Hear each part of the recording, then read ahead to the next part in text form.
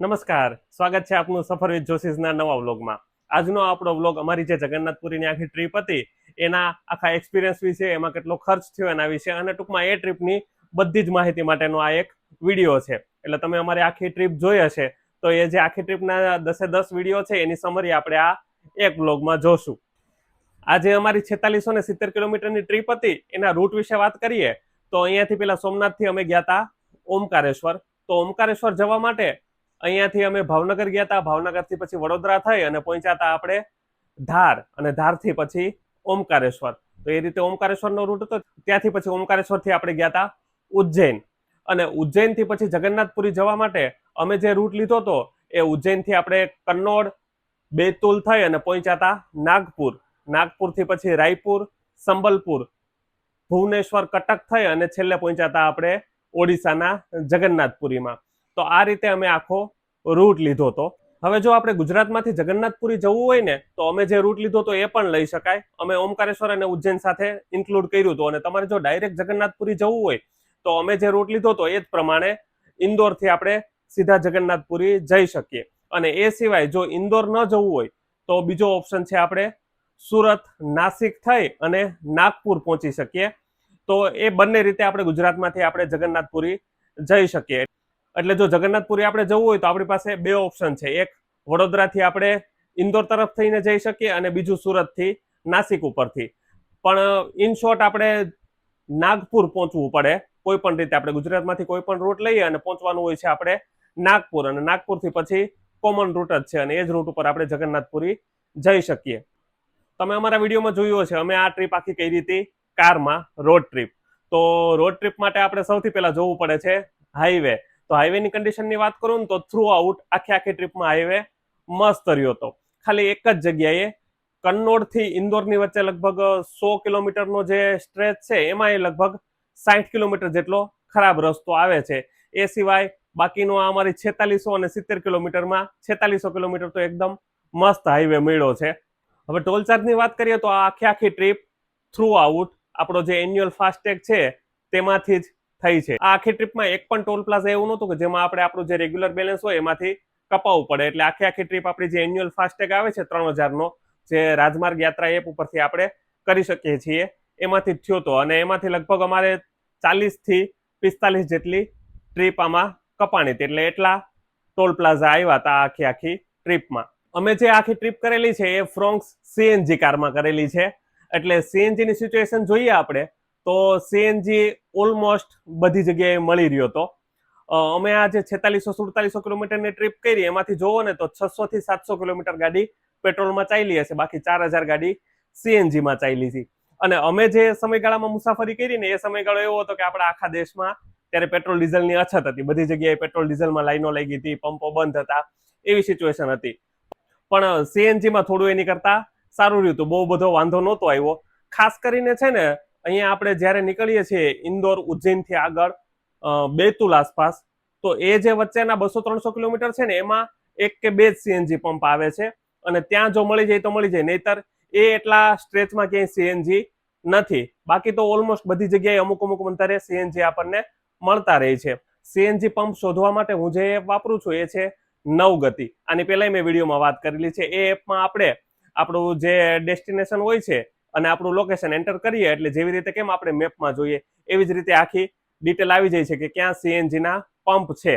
તો આવી સિચ્યુએશન છે. પણ છત્તીસગઢ અને ઓડિશામાં પંપ ઘણા બધા બતાવે છે, પણ બધી જગ્યાએ અવેલેબલ હોતો નથી, કેમ કે હજી ત્યાં ઇન્ફ્રાસ્ટ્રક્ચર બધું ડેવલપ થાય છે. એટલે આપણા ગુજરાતની જેમ નથી કે જે પંપ હોય ત્યાં મળી જ જાય. 2-3 પંપમાં જોઈએ તો એક જ જગ્યાએ આપણને મળી રહી. યુટ્યુબમાં એક નવું ફીચર આવ્યું છે, હું એમાં વાત કરું છું તમને ઘણીવાર હાઇપ કરવાનું. તો જો વિડીયો તમને પસંદ આવે તો તમે હાઇપ કરી શકો છો. આપણે એક અઠવાડિયામાં 3 વાર હાઇપ કરી શકીએ. અને આ હાઇપના છે ને પોઈન્ટ હોય છે. એ હાઇપથી અમને જે ક્રિએટર છે એને કોઈ જાતના પૈસા નથી મળતા, પણ આ જે પોઈન્ટ ટૂંકમાં વધારે થાય તો યુટ્યુબ આ વિડીયોને વધારે લોકો સુધી રેકમેન્ડ કરે, એટલે કે વધારે લોકો સુધી વિડીયો પહોંચે. તો વિડીયો જો તમને પસંદ આવ્યો હોય તો હાઇપ કરી દેજો. અમે આ જે ટ્રીપ કરી છે એ ટ્રીપ અમે 9 દિવસમાં પૂરી કરી છે. અમે આ વ્લોગ સાથે શૂટ કરતા જઈએ છીએ, પણ એના માટે કાંઈ એવું સ્પેશિયલ કોઈ જાતનું કાંઈ નથી કરતા. જેવી રીતે આપણે મુસાફરી કરતા જાય એમ જ શૂટ કરતા જાય. એના માટે અલગ ટાઈમ નથી આપતા. એટલે અમે જે ટાઈમમાં મુસાફરી કરી છે અથવા વિડીયોમાં જે પ્રમાણે કીધું છે કે આ ટાઈમે એટલી જગ્યાએ પહોંચ્યા આપણે, તો એવી રીતે તમે પણ મુસાફરી કરો છો. જે રિયલ ટાઈમ અપડેટ છે એ જેમાં આપી છે. ટૂંકમાં વ્લોગ બનાવવા માટે અમે કઈ એક્સ્ટ્રા ટાઈમ નથી લીધો કે કોઈ એનું અલગ કઈ સેટઅપ નથી. જેવી રીતે આપણે મુસાફરી કરતા જઈએ, શૂટ કરતા જઈએ, અને એવી જ રીતે વ્લોગ બધાય મૂક્યા છે. હવે આ ટ્રીપમાં અમે મુખ્ય 3 પ્લેસ લીધા હતા: ઓમકારેશ્વર જ્યોતિર્લિંગ, ઉજ્જૈન મહાકાલેશ્વર જ્યોતિર્લિંગ અને જગન્નાથપુરી. તો એ ત્રણેય જગ્યાએ કયા કયા પ્લેસ જોયા જેવા છે અને કેટલો ટાઈમ જોઈએ એની વાત કરી લઈએ. સૌપ્રથમ વાત કરીએ ઓમકારેશ્વરની. તો આપણે જાણીએ છીએ ઓમકારેશ્વર અને મમલેશ્વર બે મંદિરના દર્શન કરીએ ત્યારે આપણી એક જ્યોતિર્લિંગ કમ્પ્લીટ થાય છે. તો ત્યાં દર્શન કરવામાં આ બંને જ્યોતિર્લિંગ છે અને સાથે જે ઓમકારેશ્વરનો ટાપુ છે એની પ્રદક્ષિણા થાય છે અને તેમાં પણ થોડા ઘણા મંદિરો છે. તો ટાઈમની વાત કરીએ ને તો ઓમકારેશ્વર જો મંદિરમાં આપણે વહેલી સવારે દર્શન કરવા પહોંચી જાવ ને તો તમે આરામથી અડધી કલાકમાં દર્શન કરી અને બહાર આવતા રહ્યો છો. નહીતર ત્યાં પછી જેમ જેમ દિવસ જાય એમ અથવા તો તહેવારોમાં બહુ ટ્રાફિક હોય છે એટલે ઘણા લોકોને 5-5, 7-7 કલાક પણ ટાઈમ લાગે છે. તો આપણે વહેલી સવારે દર્શન કરવા માટે જતા રહીએ તો આરામથી 10 થી 11 વાગ્યા સુધીમાં બધા દર્શન થઈ જાય છે અને નર્મદા મૈયામાં સ્નાન પણ થઈ જાય છે. હવે ઉજ્જૈનમાં જોઈએ તો ઉજ્જૈનમાં મહાકાલેશ્વર મંદિર છે, મહાકાલેશ્વર જ્યોતિર્લિંગના દર્શન છે. એ સિવાય એ જે આખું કોરિડોર છે એ બહુ મસ્ત છે. ત્યાં જો સાંજના સમયે આપણે જઈએ તો બહુ મજા આવે એવું છે. એ સિવાય ઉજ્જૈનમાં દર્શન કરવા માટે કાલભૈરવ મંદિર છે, હરસિદ્ધિ માતાનું મંદિર છે. એ ઉપરાંત ક્ષિપ્રાજે નદી છે ત્યાં આરતી થાય છે, પછી હરસિદ્ધિ માતાની આરતી, અને એ સિવાય નાના મોટા બીજા ગઢકાલિકા મંદિર અને સાંદીપની આશ્રમ ને એ બધા ઘણા સ્થળ છે. એટલે ઉજ્જૈનમાં તમારે એક દિવસ આખો આપવો પડે. એટલે એક આખો દિવસ હોય તો ઉજ્જૈનના બધા મોસ્ટ ઓફ દર્શન બહુ શાંતિથી થઈ જાય છે. અને એનાથી જો વધારે ટાઈમ હોય તો ઉત્તમ છે, પણ એક દિવસ તો ત્યાં ઉજ્જૈન માટે જોઈએ જ છે. એટલે ઓમકારેશ્વર હાફ ડે માં કમ્પ્લીટ થઈ જાય અને ત્યાંથી જો પછી આપણે નીકળી જઈએ બપોર પછી તો ઉજ્જૈન પહોંચીએ અને પછીના બીજા દિવસે આપણે ઉજ્જૈનના આખા દર્શન કરી શકીએ. હવે જગન્નાથપુરીના દર્શનની વાત કરીએ તો જગન્નાથપુરી જે મુખ્ય મંદિર છે એ જ આખું એક મોટું દર્શન છે. એમાં તમે જેટલો ટાઈમ આપો એટલો ઓછો પડે એમ છે. બહુ જ સુંદર જગ્યા છે. ત્યાં આપણે દર્શન માટે લગભગ 2 કલાકનો સમય ગણીને ચાલવાનું, કે એટલી તો ત્યાં હંમેશા ભીડ રહે છે. એટલે 2 કલાક એ દર્શનમાં જાય. એ ઉપરાંત ત્યાં અંદર નાના મોટા બીજા ઘણા મંદિરો છે એના પણ દર્શન કરીએ. અને જો જગન્નાથપુરીમાં બીજા દર્શનની વાત કરીએ તો ત્યાં ગુંડેચી ટેમ્પલ છે કે જ્યાં રથયાત્રા છે ત્યારે રથયાત્રા દરમિયાન ભગવાનનો જે નિવાસ હોય છે એ મંદિર છે.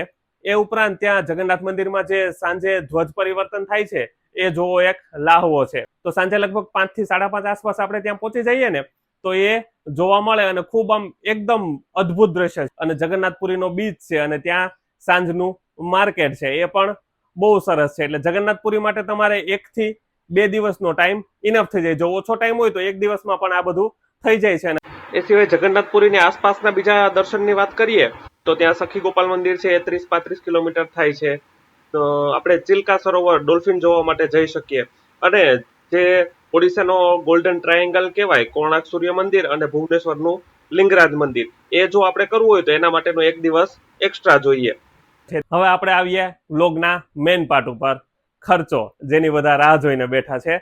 આ જે વ્લોગ હું અત્યારે બનાવું છું એ અમે ટ્રીપમાંથી આવી ગયા પછી લગભગ 1 મહિના પછી બનાવું છું, એટલે બધું મોસ્ટ ઓફ લખીને રાખ્યું છે.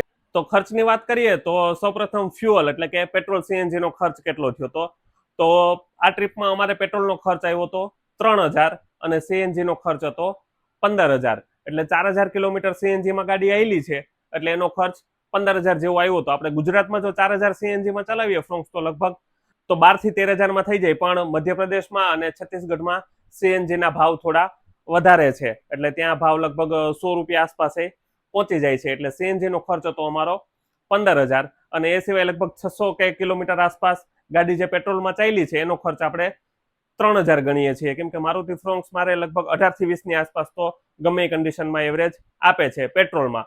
પછી જે બીજો મેઇન ખર્ચ હોય છે એ હોટેલનો, સ્ટેનો.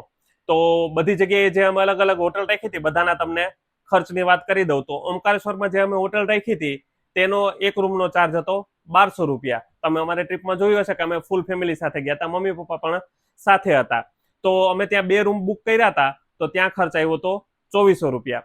ત્યારબાદ આપણે વાત કરીએ ઉજ્જૈનની, તો ઉજ્જૈનમાં અમે હોમસ્ટે બુક કર્યો હતો. તો એ હોમસ્ટે અમને પડ્યો હતો 3200 રૂપિયામાં 2 નાઇટ માટે. અને હોમસ્ટેના ઘણા બધા ફાયદા છે, એ વ્લોગમાં મેં કીધેલા છે, એમાં તમે જોઈ લેજો. એટલે હોમસ્ટેમાં છે ને ખરેખર હોટેલ કરતા રહેવાની બહુ મજા આવે છે. ત્યારબાદ આપણે ઉજ્જૈનથી જગન્નાથપુરી જવા માટે નીકળ્યા ત્યારે ભિલાઈ આગળ રાયપુરની પહેલા એક નાઇટ સ્ટે કર્યો હતો. તો તેમાં એક રૂમનો ચાર્જ હતો 1000 રૂપિયા, એટલે 2000 હોટેલનો ખર્ચ ત્યાં લાગ્યો હતો. ત્યારબાદ જગન્નાથપુરીમાં જે આપણો હોમ સ્ટે હતો એરબીએનબી માંથી બુક કરેલો, તો એના હતા એક નાઇટના 2000, તો એનો ખર્ચ આવ્યો હતો 4000. એ પછી રિટર્નમાં 2 નાઇટ આપણે રસ્તામાં થઈ હતી. તો ફર્સ્ટ નાઇટ જ્યાં કરી હતી એ સરાયપેલી ટાઉનમાં, તો ત્યાં જે રૂમ હતો એ 1000 રૂપિયામાં પડ્યો હતો, એટલે ત્યાં ખર્ચ આવ્યો હતો આપણે 2000. અને ત્યારબાદ જે બીજી નાઇટ હતી એ કન્નોડમાં, ત્યાં આપણને એક જ એસી વાળો રૂમ મળ્યો હતો, તો એ એક રૂમ પડ્યો હતો આપણને 1500 રૂપિયામાં. તો આ રીતે અમારો હોટેલનો ટોટલ ખર્ચ આવ્યો હતો 15100 રૂપિયા. એ પછી આપણે વાત કરીએ ફૂડનો ખર્ચ, એટલે કે જમવામાં કેટલો ખર્ચ આવ્યો. આ વખતે અમે છે ને જમવાનું બનાવવાનું ઘણું બધું સાથે લઈ ગયા હતા, અને 2 જગ્યાએ તો આપણે હોમ સ્ટે હતો, એટલે ફૂડનો ખર્ચ આમ નોર્મલી જેટલો આવે એની કરતા ઓછો આવ્યો છે. નહીતર આપણે 5-6 જણનું ફેમિલી ટ્રાવેલ કરતું હોય તો એક દિવસનો આપણે 1500 જેટલો ખર્ચ તો મિનિમમ આવે, આપણે રેગ્યુલર નોર્મલ હોટેલોમાં જમીએ તો પણ. તો 9 દિવસની ટ્રીપ અમે એમનેમ કરી હોત, બધું જ બહારનું જમ્યા હોત, તો લગભગ 13 થી 14 હજારનો ખર્ચ આવત. એને બદલે અમારે આ ટ્રીપમાં ફૂડનો ખર્ચ આવ્યો છે ખાલી 8000. અને આ ખર્ચ માટે નહીં, પણ અમે ખાસ તો છે ને આપણે બાળકોનું સ્વાસ્થ્ય સારું રહે. અને બીજો પ્રોબ્લેમ એ હતો કે આપણે મધ્યપ્રદેશમાંથી આગળ નીકળીએ ને, થોડા વેજ રેસ્ટોરન્ટનો પ્રોબ્લેમ રહે છે, પ્યોર વેજ રેસ્ટોરન્ટ ઓછા મળે છે. તો એ બધું વિચારીને અમે આ વખતે હોમસ્ટે બુક કર્યા હતા અને ઘરેથી સામાન લઈ ગયા હતા, એટલે એ પણ એક્સપિરિયન્સ બહુ સરસ રહ્યો. એટલે ફૂડનો ખર્ચ હતો અમારો 8000. બીજો એક ખર્ચ હતો આપણે રિક્ષા ભાડું. ઓમકારેશ્વરમાં અમે જે આપણે મુખ્ય મંદિર છે એની પાછળનો જે માંધાતા ટાપુ છે એના મંદિરોના દર્શન રિક્ષામાં કર્યા હતા. અને ઉજ્જૈનમાં પણ આપણે ગાડી હોમસ્ટે ઉપર જ રાખી હતી, અને 2 વાર મંદિરે, કાલભૈરવ મંદિરે, બધી જગ્યાએ રિક્ષામાં જ ગયા હતા. એટલે રિક્ષાનો ટોટલ ખર્ચ આવ્યો છે 2000. એ સિવાય 1000 રૂપિયા આપણે છૂટક ખર્ચ આવ્યો છે પાર્કિંગનો ને એ બધો. ટોટલ ખર્ચની વાત કરીએ તો પેટ્રોલનો ખર્ચ હતો 3000, સીએનજી 15000, એટલે બંનેનો થઈ અને 18000 થયું હતું. હોટેલનો 15100, ફૂડનો 8000, રિક્ષાના 2000 અને પાર્કિંગ વગેરેના 1000. તો આ રીતે આ ટ્રીપનો આપણો ટોટલ ખર્ચ થયો છે 44100 રૂપિયા. એટલે 44000માં આખી ટ્રીપ અમારી થઈ છે. એમાં આપણી જે પર્સનલ શોપિંગ ને જે પર્સનલ ખરીદી હોય એ બધી નથી ગણેલી, એટલે એ તો અલગ, એ તો બધાની પોતપોતાની જરૂરિયાત પ્રમાણે હોય છે. એટલે આ ટ્રીપ આમ નોર્મલી આપણે જોઈએ તો અમારે 44000માં કમ્પ્લીટ થઈ છે. 45000ની આસપાસમાં આપણે જો ફૂલ ફેમિલી 5-6 જણ જગન્નાથપુરીની યાત્રા કરી શકીએ તો એ ખર્ચ બહુ વધારે ન કહેવાય.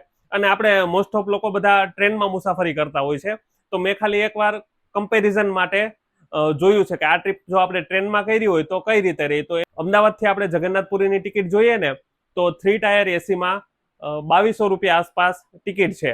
તો અમે 6 જણ છીએ, એમાં શિવન્યા તો 5 વર્ષથી નાની છે, એની ટિકિટ ન ગણાય. તો અમારી 5 જણની ટિકિટ જવા માટેની 11000 થાય અને આવવાની 11000, એટલે 22000 રૂપિયા તો ટ્રેનની ટિકિટ જ થાય છે. તો ટ્રેનમાં 22000 તો ખાલી આવવા જવાની ટિકિટ જ થાય છે. એ સિવાય આપણે ત્યાંથી રિક્ષામાં જવું, બધા મંદિરોએ ફરવું, અને આ ખાલી આપણે અમદાવાદથી જગન્નાથપુરી એટલું જ કરી શકીએ છીએ. એની સામે અમારે ફ્યુલ કેટલું જોયું? 18000નું. તો 18000માં આપણે ઓમકારેશ્વર પણ થઈ ગયું, ઉજ્જૈન પણ થઈ ગયું, અને આપણી પોતાની કારમાં આપણે બધે ફરી લીધા.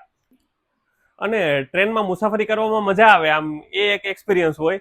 પણ મેઇન પ્રોબ્લેમ શું થાય ટ્રેનમાં છે ને, આપણે એક આમ ફિક્સ શેડ્યુલમાં જકડાયેલા હોઈએ કે આપણે જતા હોઈએ તો આવા લોંગ રૂટ ઉપર જઈએ તો આવા જવાની ટિકિટ બુક કરેલી હોય. તો મેં ઘણા લોકોને એવાને પણ હું મળ્યો છું કે એમને કાં તો ટ્રેન ચૂકાઈ જાય છે અથવા તો દર્શન રહી જાય છે, કેમ કે આ બધા મંદિરોમાં ક્યારેય કાંઈ નક્કી ન હોય કે કેટલી લાઈન લાગેલી હોય અથવા કેટલો ટાઈમ જાય. તો આવી રીતે જો આપણે આપણી પોતાની કાર લઈને જઈએ ને તો એકદમ આમ પીસ ઓફ માઇન્ડ સાથે રિલેક્સ થઈ અને બધી જગ્યાએ આપણે દર્શન કરી શકીએ. કદાચ આપણે એકાદ જગ્યાએ જો દર્શન ન થયા હોય અથવા તો આપણને એમ લાગ્યું કે આપણે વધારે રોકાવું છું, એક દિવસ આપણે વધારે પણ રોકાઈ જઈએ. તો આ રીતે આમ જો આ કાર ટ્રીપ કરી તો અમને તો ઓવરઓલ બહુ મજા આવી છે. તમે અમારી આ આખી ટ્રીપના બધા વ્લોગ જોયા છે, તો એ વ્લોગ જોઈ અને તમારા પ્રતિભાવ એમાં તમે આપેલા જ છે. આ સાથે અમને થોડા છે ને સુઝાવ પણ આપજો કે અમારે હજી આમાં શું સુધારો કરવો જોઈએ, કેમ કે હજુ આ વ્લોગિંગમાં અમે નવા જ છીએ.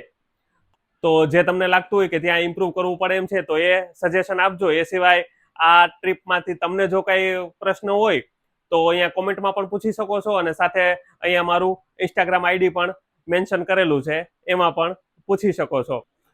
તો હવે મળીશું કંઈક નવી ટ્રીપમાં. વરસાદ થાય પછી ગીરમાં કંઈક સરસ મજાની આપણે બધી ટ્રીપ કરીશું. તો ત્યાં સુધી હર હર મહાદેવ.